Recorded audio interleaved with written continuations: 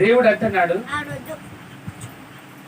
తన్ను ప్రేమించే వారి కొరకు ఏమి సిద్ధపరచును అవి కంటికి కనబడవు, చెవికి వినబడవు, మనుషుల హృదయమునకు గోచరము కావు. అంటే దేవుడు ఎవరినైతే ప్రేమిస్తున్నాడో వారికి ఏమి సిద్ధపరచుచున్నాడో అవి కంటికి కనబడవు, చెవికి వినబడవు అంటున్నాడు.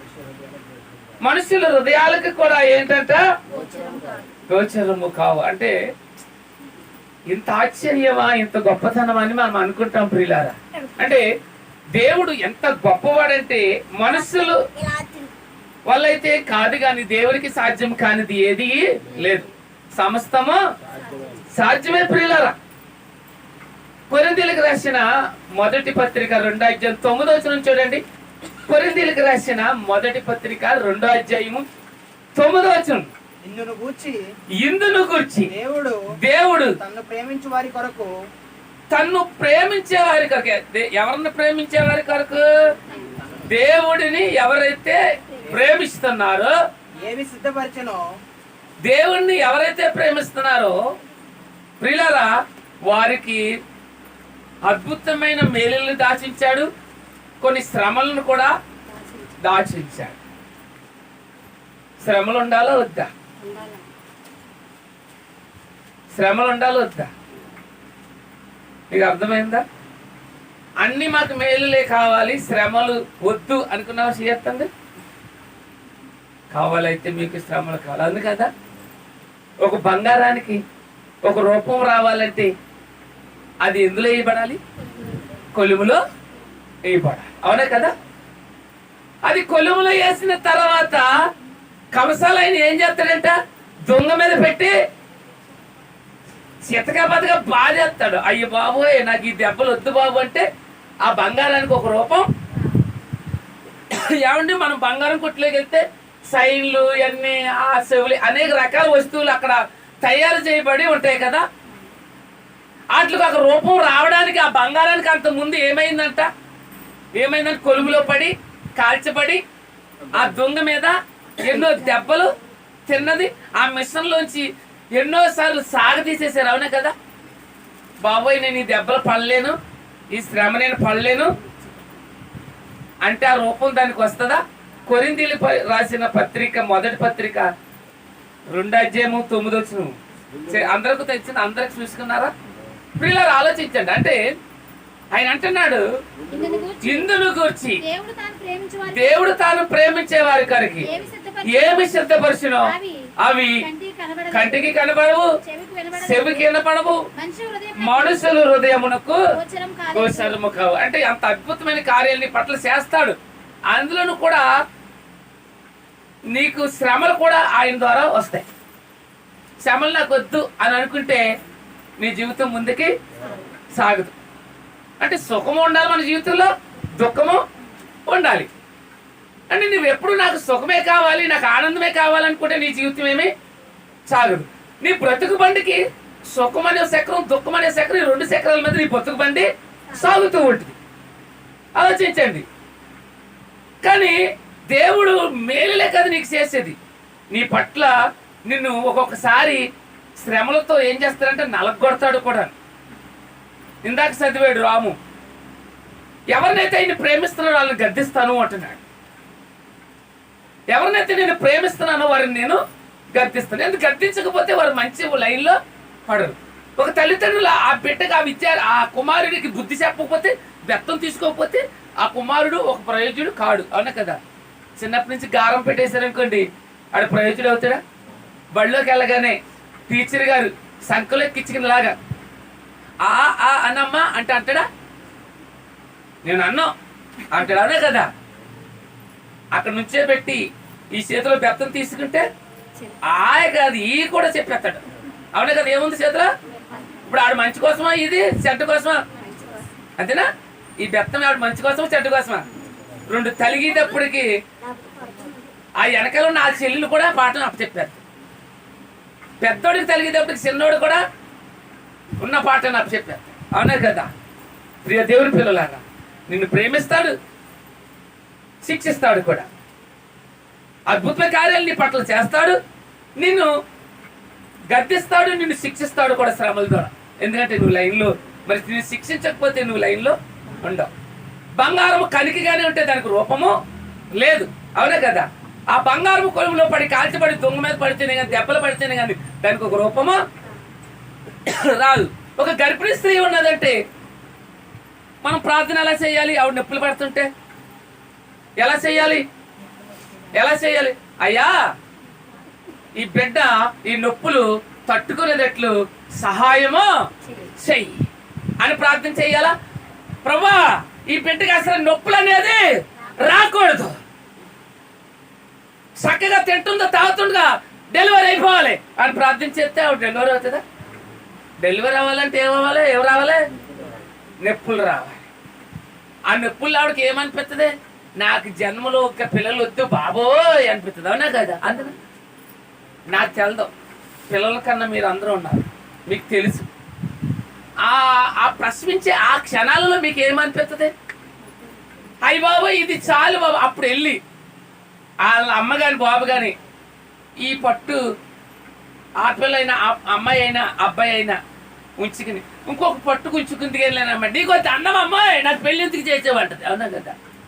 ఇది కంటారు నేను చచ్చిపోతాను బాబోయ్ అంటది, అవునా కదా?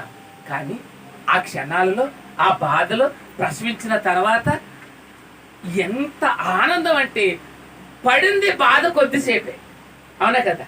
పడింది బాధ కొద్దిసేపే. ఆమె ఆనందం, ఆమె కళ్ళ ముందు ఉండే ఆ బహుమానాన్ని చూసుకుని కలకాలము ఆనందిస్తానే ఉంటది, అవునా కదా? ఆలోచించండి ప్రియులారా. కానీ ఈ ప్రసవించే ఈమెకి ఏమి కావాలని మనం ప్రార్థన చేయాలంటే ఆ నొప్పులు తట్టుకునే శక్తిని ప్రభువా ఆ బిడ్డకి ఇయ్యనాలి. కానీ నొప్పులు లేకుండా చెయ్యి ప్రభు అంటే ప్రమాదం కదా, అవును కదా?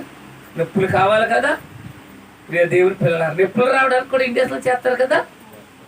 అదేమీ వద్దని మా పిల్లలు అసలు కేకేయకూడదు, కుయ్యమనకూడదు, కయ్యమనకూడదని ఆ డాక్టర్ గారికి చెప్తుంటే బల మీద పడుకోబెట్టి ఏం చేస్తున్నాడా?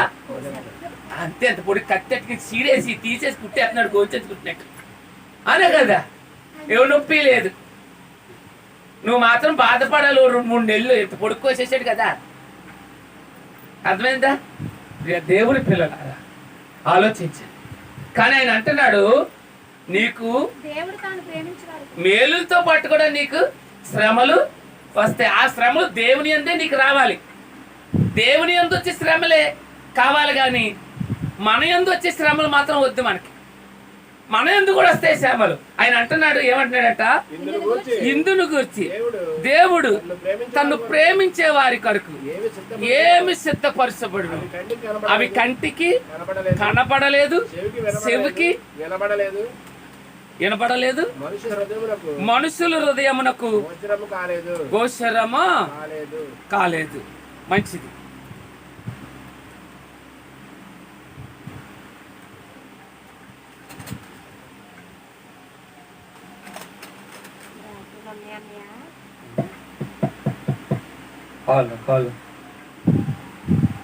మంచి అంటే ఆయన చేసే మేలులు మన కంటికి కనపడవు, చెవులకి కనపడవు. అలాంటి అద్భుతమైన కార్యం చేస్తారు. ఏంటంటే మనం ఏమనుకుంటామంటే, అయ్యి బాబోయ్ నా కలలో కూడా దేవుడు ఎలా చేస్తాడని నేను అనుకోలేదు అనుకుంటాం. కానీ మనము ఏం చేయాలంటే ప్రియులారా, ఎంతసేపును మేలులు అనుభవించే వారిగా మనం ఉండకూడదు, కానీ ఆయన ఎంత శ్రమలు కూడా మనము అనుభవించే వారిగా ఉండాలి. ఎంతసేపు మనము ఆయన ఎందు మేలులు అనుభవించడానికే సొంతం. చాలా మంది చర్చికి రావాలంటే ఆదివారమైనా రావాలి, లేకపోతే ఆపదైనా రావాలి, లేకపోతే ఈ మధ్యగా దేవుడు మనకే గుర్తురాడు, అవును కదా ప్రియులారా? ఆలోచించండి. దేవుడు చేసే ఆ గొప్ప కార్యము నీ చెవులకి వినపడదు, నీ కంటికి కనపడవు, నీ హృదయానికి కోసరము. అలాంటి అద్భుతమైన కార్యము, అయ్యో ఇంత గొప్ప కార్యమా దేవుడు ఇలా చేస్తాడని నేను కలలో కూడా అనుకోలేదని ఒక రీతిలో నిన్ను చేస్తాడు. అంతేకాదు శ్రమలు కూడా నీకు వస్తాయి అంటున్నాడు. చూడండి, యాకోబు రాసిన పత్రిక 1వ అధ్యాయం చూడండి. యాకోబు రాసిన పత్రిక 1వ అధ్యాయం 12వ వచనం. యాకోబు రాసిన పత్రిక, ఏప్రిల్ రాసిన పత్రిక తర్వాత ఉంటది. శోధన సహించువాడు ధన్యుడు. అంటే ఇప్పుడు మేలులు చెప్పాడు కదా నీకు, తను ప్రేమించే వారి కొరకు. ఎవరినైతే దేవుడు ప్రేమిస్తున్నాడో, దేవుడు నిన్ను ప్రేమించాలంటే ప్రియులారా నీ దగ్గర ఏముండాలి? సత్క్రియలు ఉంటాయి. అర్థమవుతున్నదా? దేవుడు నిన్ను ప్రేమించాలంటే యాకోబు రాసిన పత్రిక 1:12. ప్రియులారా ఆలోచించండి. దేవుడు ఎవరినైతే ప్రేమిస్తున్నాడో వారికి చేసే మేలులు అంటే కంటికి కనపడు, చెవులకి కనపడు, వారి హృదయాలకి గోచరము కావు. అయితే ఆయన ఎవరిని ప్రేమిస్తున్నాడు? ఎవరిని ప్రేమిస్తాడంటే ఎవరి హృదయం అయితే ఆయన వైపు చూస్తుందో, ఎవరి ఆలోచన అయితే ఆయన వైపు చూస్తుందో, ఎవరైతే ఆయన అడుగుజాడల్లో నడుచుకుంటున్నారో, ఎవరైతే ఆయన ఉద్దేశాల్లో జీవిస్తున్నారో వారిని మాత్రమే ఆయన ప్రేమిస్తున్నాను అంటున్నాడు. అంతే కదా. మన పిల్లలు 4 ఉంటారండి. అందులో కొందరిని మనం ఏం చేస్తాం? అందరిని ఒకేలా ప్రేమిస్తామా? అందరిని ఒకేలా ప్రేమించాం. ఒకడిని నాన్న ప్రేమిస్తే ఒకడిని అమ్మ ప్రేమిస్తాం. అవును కదా.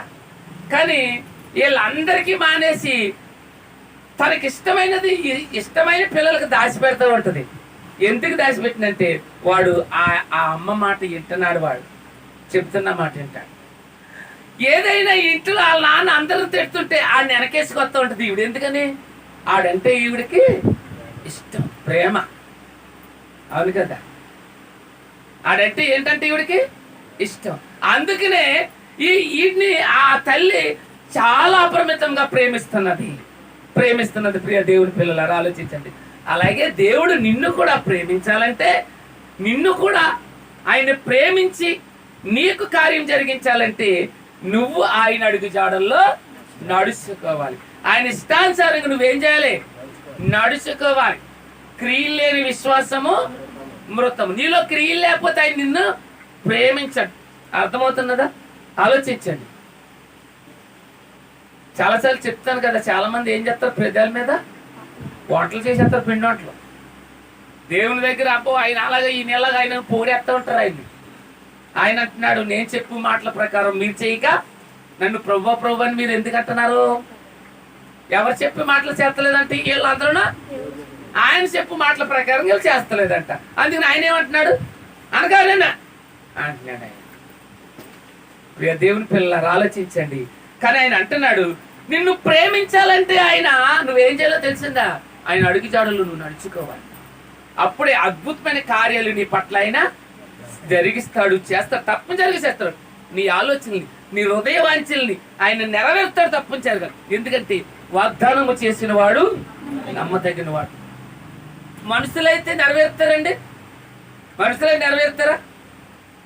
ఆనకొచ్చి ఒక 5 రూపాయలు పట్టుకెళ్ళి నేను ఇస్తాను, ఎందుకు మీరు అలా ఉన్నారు అంటది. సందలు వెళ్ళేసరికి నీ ఇంట్లో అన్నాను కానీ ఇంటికి వచ్చేటట్టుగా ఆయన ఎవరికి ఇచ్చేసేటట్టు. అవునా కదా? ఒట్టేసి మనం ఏం చేస్తాం? గొట్టు మీద పెడతాం. కానీ ఆయన అలాంటి వాడు కాదు. నీకు వాగ్దానము చేసాడంటే అది నీ జీవితంలో నెరవేరుతాడు తప్పనిసరిగా. అందుకే శారా వాగ్దానము చేసిన వాడు నమ్మదగిన వాడని నమ్మింది. 90 సంవత్సరాలకి మృతన్యమైన ఆ గర్భమును ధరించింది. ఎవరో? చారా. అట్టి విశ్వాసము మీకు కూడా ఉంటే తప్పనిసరిగా మీరు కూడా ఆ విశ్వాసంలో మీరు ఎదుగుతున్న ఎడల గొప్ప కార్యాలు మీరు పొందుకుంటారు. శోధన గురించి చెప్తున్నాడు చూడండి. యాకోబు రాసిన పత్రిక 1:12. యాకోబు రాసిన పత్రిక 1:12. శోధన ఇది మేలులే కాదు, నీకు వచ్చిన శోధన కూడా సహించేవాడు ధన్యుడు అంటున్నాడు. అంటే నీకు మేలులే కాదు, శోధన సహించేవాడు ధన్యుడు అంటున్నాడు. ఇలాంటి గొప్ప భయంకరమైన శోధనలు బైబిల్లో ఆయనకి వచ్చినాయి. ఎవరికి వచ్చినాయి? యోబు గారికి వచ్చినాయి. ఆయన సహించడే లేదా? ఆయన సహించడే లేదా? పిల్లలు ఆలోచించండి. ఆయన అంటున్నాడు, శోధన సహించేవాడు ధన్యుడు, అతడు శోధనకు నిలిచిన వాడే. ప్రభు తాను ప్రేమించే వారి కొరకు వాగ్దానము చేసిన జీవ కిరీటము పొందును. ఇందాకేమన్నాడు? తన్ను ప్రేమించే వారి కొరకు ఏమి సిద్ధపరుచునో అవి కంటికి కనబడలేదు, చెవులకి వినబడలేదు, మనుషుల హృదయమునకు గోచరము కాలేదు. అతను చేసిన వాగ్దానం ఏమిటంట? జీవ కిరీటం. దేవునికి స్తోత్రం. అర్థమైందా? ఏమిస్తానన్నాడు? జీవ కిరీటం. ఆ జీవ కిరీటమే కాదు, ఇక్కడ కూడా నీకు మేలులు జరిగిస్తాడు. మరొకసారి చదువు మాట. శోధనను సహించేవాడు ధన్యుడు. అవును, ఒక గర్భిణీ స్త్రీ ప్రసవించేటప్పుడు ఎన్నో నొప్పులు వస్తాయి.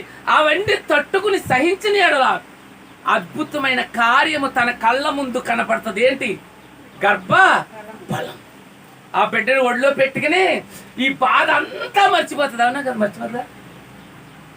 ఇంకా నాకు వద్దు బాబోయ్, నా జీవితంలో ఇంకా నాకు పిల్లలు వద్దు బాబోయ్ అనుకునే ఆవిడి ఒళ్ళో వేసుకుని నా బంగారు కొండ, నా ఎండు కొండ, ఆ కొండ, ఈ కొండ, ఈ కొండ అంటూ ఉంటుంది. ఎన్ని కొండలో మనకు కనిపించిన కొండలన్నీ పేర్లు పెట్టేసి ముద్దులెట్టేస్తూ ఉంటుంది. ఎక్కడ పడితే అక్కడ ముద్దులెట్టేస్తూ ఉంటుంది. ఏమైంది శోధన? ఈ శోధన ఏమైంది? మర్చిపోయింది. అందుకనే నువ్వు ఆ కాసేపు ఆ నొప్పులు, ఆ శోధన ఏం చేద్దంట? సహిస్తుందా? సహిస్తుంది కదా? సహిస్తుంది. సహించి ఆ వెంటనే ఆ గర్భఫలం తన చేతిలోనికి రాగానే ఇవన్నీ మర్చిపోతా ఉంటుంది. అదే చెప్తున్నాడు. ఏంటంట? శోధనను సహించేవాడు ధన్యుడు. అబ్బో నాకు శోధనలు వచ్చేస్తున్నాయి, అయ్యి బాబోయ్ నాకు ఇబ్బందులు వచ్చేస్తున్నాయి, నాకు ఇరకట్టలు వచ్చేస్తున్నాయి. ఎందుకంటే నిన్ను శోధించకపోతే, నీ కొరకు బెత్తం పుచ్చుకోకపోతే నువ్వు సరైన దారిలో నడవు. అంతే కదా? గారం పెట్టేస్తే పిల్లోడు ఏమవుతాడట? పాడైపోతే బోకైపోతాడు. ఆయనకి మాట ఎండాడు. ఆడికి ఎప్పుడైతే బెత్తం తీసుకున్నారో, ఎప్పుడైతే ఆడికి బుద్ధి చెప్తున్నారో అప్పుడే వాడు ప్రయోజకుడు అవుతాడు. ఆడికి బాధ కింద ఉంటుంది. ఏమని? ఎప్పుడు చూస్తే తెల్లారి లేచిన కంటే మా నాన్న పుస్తకం చదవరా, పాఠం చదవరా, ఇంక తెల్లారి లేచిన కంటే నా పని మీద ఉంటాడు. వాళ్ళ అమ్మ దగ్గర ఏడుతూ ఉంటాడు. ఈవిడి నీకు పడే ఉంటాడు ఎప్పుడు అంటది. ఈవిడి మళ్ళీ ఇంకో కర్ర వేస్తుంది. నాన్న నీకోసం కాదు ఎవడి కోసం అందం. తెల్లారి లేచిన కంటే నీకు పడే ఏడుతాడురా అని చెప్పుద్ది. మళ్ళీ అమ్మ మరో కర్ర వేస్తుంది, ఓ పుల్ల వేస్తుంది. మంట ఏంటంటే మండిదాన్ని ఎంత పిట్టువల చొక్క వేసిన, కరపలు వేసిన ఏమవుతుంది? మంట మండిపోతుంది. ఈయనెందుకు తీరుతున్నాడు అంటే రేపు పొద్దున్న పరీక్షలు వస్తున్నాయి, రేపు పొద్దున్న ఎగ్జామ్ రాయాలి, రేపు పొద్దున్న నీ టాలెంట్ నువ్వు నిరూపించుకోవాలరా, దున్నపోతలాగా నిద్రవుతున్నావా, లేదుతా లేదా అని తిరుతూ ఉంటాడు. దున్నపోత, గాడిద, కుక్క, నక్క అని తిరుతూ ఉంటాడు. అంటే ఆ కుర్రోడి మీద కోపం వచ్చా, లేకపోతే ఆ కుర్రోడు ప్రయోజకుడు కావాలనా? అంతే కదా ప్రియులారా అనుకుంటాడు. ఈ తెల్లారి లేచిన కానీ నా పని మీదే ఉంటున్నాడు అని వాళ్ళ అమ్మ దగ్గరికి వెళ్ళి ఏడుతాడు. ఇప్పుడు ముక్కలు తిక్కలు తెస్తాడు. అప్పుడు ఆవిడ అంటది, నీకు పడి ఏడుతాడు తెల్లారి లేచిన కానీ, ఇంక నువ్వే కాపాడుతు, నువ్వు నేనే కదా. అయ్యి బాబా, ఈవిడి ఇలాగుంటారండి. ఇలాగుంటే ఆడికేమై ప్రయోజకుడు అవుతాడు? దేవుని పిల్లలు ఆలోచించండి. అప్పుడు రేపొద్దున ప్రయోజకుడు అయిన తర్వాత అప్పుడు తెలుస్తుంది, మా నాన్న నన్ను ఇందుగా నన్ను తిట్టేవాడు, ఇందుగా నన్ను గద్దించేవాడు, ఇందుగా నాకు బుద్ధి చెప్పేవాడు. అవును కదా? అప్పుడు విరోధంగానే ఉంటాడు ఆ నాన్న. నాలాంటి వాడు వెళ్ళి, మరి మీ నాన్న ఎప్పుడు తిడతానే ఉంటాడు, ఈ 100 రూపాయలు ఎట్టుకెళ్ళి రిలీజ్ సినిమాకి వెళ్ళరా అంటే అప్పుడు ఎవడు మంచాడు? 100 రూపాయలు ఇచ్చినోడే మంచాడు కదా. ఆడు కీడు కోరాడా, మేలు కోరాడా? అంతే కదా. ఆ ఎగ్జామ్ రోజు నువ్వు 100 రూపాయలు వచ్చారా, ఈరోజు చిరంజీవి సినిమా వచ్చింది, రిలీజ్ సినిమా వచ్చింది, వెళ్ళరా. మీ నాన్న ఎప్పుడు తిడతానే ఉంటారు తెల్లారేసిన కంచినా, ఎల్లరా బాబు ఇయ్యాల నా సినిమా చూడరాండి. ఎందుకన్నాడు? ఈ నాశనం అవ్వాలని ఆడు 100 రూపాయలు ఇచ్చాడు ఆ ఎగ్జామ్ రోజుని. ఈడేమనుకుంటాడు, మా బాబు 10 రూపాయలు కూడా ఇవ్వలేదురా బాబు, నువ్వే మెరుగురా బాబు అనుకుంటాడు. ఆడి జీవితం సంకరాకపోయాక ఎవడు మెరుగు అనిపిస్తాడా? తండ్రి మెరుగు అనిపిస్తాడు. అవునా కదా? అలాగా ఈ శోధనలు వచ్చేసినాయి బాబోయ్, ఈ ఇబ్బందులు వచ్చేసినాయి బాబోయ్, ఈ శ్రమలు వచ్చేసినాయి బాబు, నాకేనా? నీకే. అవి ఉంటేనే కానీ నువ్వు విశ్వాసంలో ఎదగవు. అవి ఉంటేనే కానీ దేవుని అడుగుజాడలో నడవు నువ్వు, లేకపోతే మొద్దు తేరిపోతూ ఉంటావు. ఒక కొడవలు ఉన్నదంటే ఆ కొడవలు బల కింద పెట్టేసి ఉంచేసామంటే అది ఏమవుతుంది? తుప్పట్టేస్తుంది. దాన్ని రోజు తీసి గడ్డి వస్తుంటే ఏమవుతుంది? తల మెరిసిపోతా ఉంటుంది. పని చెప్తున్నామని బాగుందా కొడవలే, పని చెప్పకపోతాం బాగుందా? పని చెప్పకపోతే మొద్దు తేరిపోద్ది ఆ బల కింద, ఇంత దళతో తుప్పట్టేద్ది, పాతింపుతో దాన్ని కూడా పాడేయాలి రేపోతుంది. అవునా కదా? అలాగే ఈయన అంటున్నాడు, శోధనను సహించేవాడు ధన్యుడు, అతడు శోధనకు నిలిచిన వాడై. ప్రభు ఆ శోధనకి నిలిచిన వాడవై నువ్వు ఉండాలి. ఎలాగంటే ఏదైనా దేవుని చిత్తం, ఏదైనా నా మంచి కోసమే నన్ను శోధిస్తున్నాడు. ఈ ఇబ్బందులు వచ్చినాయంటే, ఈ ఇరకాటాలు వచ్చినాయంటే, ఈ శ్రమలు వచ్చినాయంటే నా కోసమే, నా మంచి కోసమే. ఏది చేసినా దేవుడు నా మంచి కోసమే. ప్రభువా నీ చిత్తం, నా అధికారం అంతా నీ చేతిలో పెట్టాను, నువ్వేం చేసినా సరే నేను నిమిత్త మాత్రునని నువ్వు మోకరించి ప్రార్థన చేసుకున్న ఎడల ఆ శోధనను కూడా తప్పించేవాడు ఆయనే. అమ్మ కొడతానికి, బళ్ళకి వెళ్తానికి కర్రట్టుకు వచ్చినాకో పారిపోతున్నాడు, తౌరు కొడుతుంది. అప్పుడు అమ్మోళ్ళలోకి వచ్చేయడం ఎత్తుకుని ఏం చేస్తే, వెళ్ళమ్మా నీకు అనక రూపెత్తానమ్మా, నీకు వచ్చాకమ్మా అవి చేస్తానమ్మా ఇవి చేస్తానమ్మా అంటే ఆడు పారిపోతున్నాడు. ఏం చేస్తే ఈ అంతే దొరికిన కర్ర ఎత్తుకుని చెత్తక బతక బాధేసి బళ్ళు అప్పు చెప్పొచ్చేది. దేవుని పిల్లలారా ఆలోచించండి. శోధనలు వచ్చినప్పుడు మనం గలిబీలు పడిపోకూడదు, ఇబ్బందులు వచ్చినప్పుడు గలిబీలు పడిపోకూడదు. ఆలోచించండి. మనం ఆ శోధన వచ్చినప్పుడు నిలిచిన వారిగా ఉండాలి. ఎందుకంటే ప్రభువా నీ చిత్తం, ఏదైనా నీ చిత్తం, ఏదైనా నీ చిత్త ప్రకారంగా జరిగించు. నేను ఆలోచించినంత మాత్రాన నేను పెరగను, తగ్గను. ఏదైనా నీ చిత్తం అని ఆయన కొరకు నువ్వు ఎదురు చూసిన ఏడాది నీకేముందంటే అక్కడ జీవ కిరీటం నీకుంది. దేవుని స్తోత్రం. ఆలోచించండి ప్రియులారా. మా చిన్నప్పుడు ఈ ఊళ్ళో ఒక ఆవిడ ఉండేది. ఆవిడని బల్లు లక్ష్మి అనేది గౌడు సావిడు గౌళ్ళలో ఆవిడ వస్తుంటే కుక్కలు చంపుతాకు వచ్చిన వాళ్ళు, కుక్కలు చంపిన వాళ్ళు వచ్చినప్పుడు కుక్కలని శాలలో పారిపోయినట్లుగా ఈ పిల్లలందరూ శాలలో పారిపోయేవారండి. ఎందుకంటే దొరికేరా క్వాలిటీకి ఈడ్చిపోతున్నాయి. భోజనం ఇంత పొడుగుంటుందని బాబా ఆవిడ పేరు లక్ష్మి, బళ్ళో లక్ష్మి అనేవారు ఆవిడ. ఆవిడ ఊళ్ళోకి త్వరపడిందంటే ఈ కుక్కలన్నీ, కుక్కలు కాదు బళ్ళో పిల్లలన్నీ శాలంటే పరుగులు కుక్కలే. ఇంకా కుక్కలు పడతాయి ఎవరినన్నా రమ్మనండి, ఊళ్ళో కుక్క ఉంటుందేమో, ఎక్కడ పోతాయి? శాలంటే కుక్క తోటలంటే పారిపోతూ ఉంటాయి. అవునే కదా? అలాగా బళ్ళు లక్ష్మి వస్తుంది రో అని కసిటాడుగా నేను పడేటప్పటికి మేము అందరూ శాలంటే పరుగు ఇక్కడ ములిగి వాళ్ళం, పెద్దకాల కూడా తేలివాళ్ళం. దొరుకును నిలిచిపోతున్నా ఆవిడే. అంత భయం. దెయ్యానికి కూడా జడిసేవాళ్ళం కాదు, పొలాల మీద కోతులు కూడా జడిసేవాళ్ళం కాదు. బల్లో లక్ష్యం వస్తుందిరా అనేసరికి అయ్య బాబు వచ్చేస్తుందిరో అని అక్కడ ఒక కేకేసి వాడు వచ్చేస్తుందిరో అని వీళ్ళందరూ పరుగులండి. ఈడ్చిపోయిందండి. ఎవరి మంచి కోసం? ఆవిడికి దొరికినోడికి పాఠం దొరికేది. అక్కడ చాలంటే పోయేవాడికి ఏం దొరకదు. అంతేనా? ప్రియ దేవుని పిల్లలారా, అలాగా శోధన వచ్చినప్పుడు నువ్వు పారిపోయే వరకు ఎలా ఉంటావో తెలుసా? ప్రయోజనుడు కాదు. అంటే దేవుని ఆలోచన ఎరిగి ఉన్నవాడు ఏమాత్రమో కాదు. నువ్వు ఇబ్బంది వచ్చినప్పుడు, ఇరకాటాలు వచ్చినప్పుడు నలిగిపోయే వరకు నువ్వు దేవుని ఉనికిని తెలుసుకున్నవాడు కాదు. ఎందుకంటే ప్రియులారా, శోధన నీకు రావాలి, శ్రమ నీకు రావాలి అంటున్నాడు. చదవండి మరొకసారి. శోధన సహించేవాడు ధన్యుడు, అతడు శోధనకు నిలిచిన వాడై ప్రభు తను ప్రేమించే వారికి ఏం చేశాడంట? ఎవరినైతే అతను ప్రేమిస్తున్నాడో దేవుడు వారికి వాగ్దానం చేశాడు. ఏమిస్తానని? జీవ కిరీటాన్ని ఇస్తానని వాగ్దానం చేశాడు. మరి నీకు అందరూ జీవ కిరీటం కావాలా? ఎంతమందికి కావాలి జీవ కిరీటం? చేయొద్దండి, అందరికీ కావాలి. శ్రమ ఎంతమందికి కావాలి? దేవుని యందు శ్రమ దేవుని దింపేస్తుంది. మంచిది దేవునికి స్తోత్రం. ప్రియులారా, అంటే దేవుని యందు వచ్చిన శ్రమలు నువ్వు తట్టుకోవాలి. ఎందుకంటే వాటిని తొలగించేవాడు కూడా ఆయనే. కానీ వాగ్దానం చేశాడు, నీకేమిస్తానని? జీవ కిరీటాన్ని ఇస్తానని. తట్టుకోవాలి నువ్వు. గర్భిణీ స్త్రీ నొప్పులు తట్టుకున్నట్లుగా ఈ శ్రమలు కొద్దిసేపు నువ్వు తట్టుకునేడలా నిన్ను విడిచిపెట్టడు. ప్రియ దేవుని పిల్లలారా, ఆలోచించండి. కింద చదవండి. ఇంకా దేవుడు కీడు విషయమై శోధింపబడ నేరడు. నువ్వు తప్పు చేసావని నిన్ను ఆయన శోధించాడు. కానీ ఎవరు శోధిస్తారో చూడండి. ఇక్కడ ఆయన ఆయన ఎవరిని శోధింపడు కనుక ఎవడు శోధింపడు గనుక ఆయన ఆయన ఎవరిని ఎవరిని శోధింపడు కనుక ఆ ఎవడైనను ఎవడైనాను శోధింపబడినప్పుడు శోధింపబడినప్పుడు నేను నేను దేవుని చేత శోధింపబడుతున్నానని అనకూడదు. దేవుడి వల్ల నాకు ఈ శ్రమలు వచ్చినాయి. అయ్యి బాబాయ్, దశం భాగాలు ఎట్టుకెళ్తున్నాను, బియ్యం పట్టుకెళ్తున్నాను, మా కోడెట్టిన మొదలు గుడ్డు పట్టుకెళ్తున్నాను, తోటకూర ఎట్టుకెళ్తున్నాను, బీరకాయ ఎట్టుకెళ్తున్నాను, అన్ని పట్టుకెళ్ళి చర్చలు ఎత్తున్నాను. మాకే శ్రమలు, మాకే దేవుడు శ్రమలు ఇస్తున్నాడు అని నువ్వు అస్సలు అనుకోవద్దు.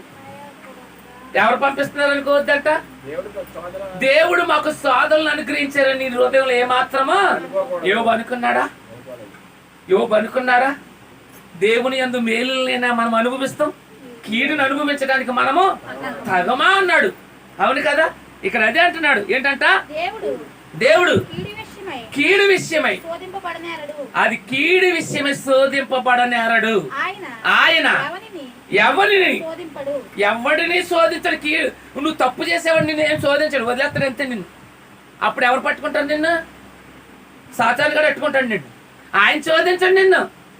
దేవుడు శోధిస్తే పర్వాలేదు, మా అబ్బాయిని నేను బుద్ధి చెప్తే పర్వాలేదు, బయట వాళ్ళు ఎవరైనా బుద్ధి చెప్తే అంత సిగ్గు.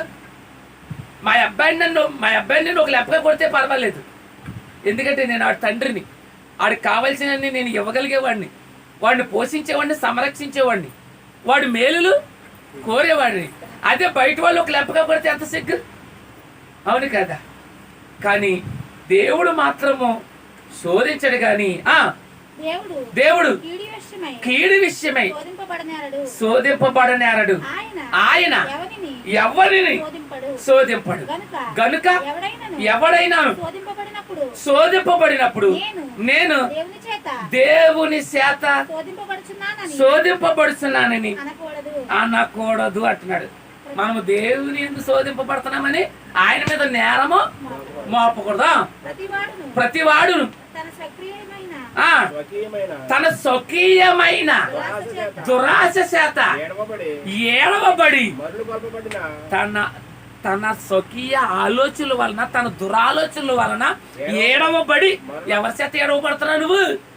సాతానుగాడి చేత ఏడవబడుతున్నావు. నీ దురాశలు, నీ దుష్టత్వము, దానివల్ల నీకు శ్రమలు. సాతానుగాడి ద్వారా నువ్వు శోధింపబడుతున్నావు, నీ దురాశల ద్వారా ఏడ్చబడుతున్నావు నువ్వు. మరులు కొల్పబడిన వాడై అది. సో ఒకవేళ నువ్వు శోధింపబడితే ఆ శోధన దేవుని వలన కాదు, కానీ నీ స్వకీయమైన దురాశల వలన, అంటే దేవుడి మాటలు వినకుండా నీ సొంత ఆలోచనల వలన, నీ సొంత ఉద్దేశాల వలన, నీ సొంత నడవడిక వలన, దేవుడి మీద ఏమాత్రం అనుకోకుండా నీ ఆలోచనల వలన నువ్వు సాతాను గాడి ద్వారా ఏడవబడుతున్నావు, నువ్వు ఆడు ద్వారా శోధింపబడుతున్నావు నువ్వు. జాగ్రత్త, ఆలోచించండి. ఆ శోధనలు దేవుని వలన శోధింపబడినవి కాదు. మరొకసారి చదవండి, మీకు అందరికి అర్థమవుతుందా మాట? దేవుడు కీడు విషయమై, దేవుడు మాత్రం కీడు విషయమై ఏదో పొరపాటు చేసేటని నేను శోధించడు. ఒకవేళ శోధింపబడుతుంటే నీ స్వకీయ, అది నీ స్వకీయ అంటే నీ సొంత ఆలోచన వలన, దురాలోచన వలన, దుష్టత్వం వలన ఏడవబడుతున్నావు నువ్వు అంతే. మరులు కొల్పబడిన వాడై అది నువ్వు శోధింపబడుతున్నావు. అంటే దేవుని అడిగాల్లో నువ్వు నడుస్తలేదు, దేవుని ఉద్దేశాల్లో నువ్వు నడుస్తలేదు. మరి దేవుడు విడిచిపెట్టేస్తే నీకు శోధనలు కదా. ఇప్పుడు మా అబ్బాయి నా మాట వినిపించుకోలేదు, నా అడుగుదలలో నడుచుకోవట్లేదు, నేను చెప్పిన మాట వింటలేదు. ఇప్పుడు వాడు తినడానికి కష్టమైంది, బతకడానికి కష్టమైంది. పాలితాను ఉండాలో వద్దా? ఎవడో ఒకదే పాలితాను ఉండాలో వద్దా? గేదెలు కాయాలో వద్దా? గేదెల్లో, గాడిదల్లో, ఎట్లు మేకల్లో కాయాలో వద్దా? అప్పుడు ఆడు అలా కష్టపడుతున్నాడంటే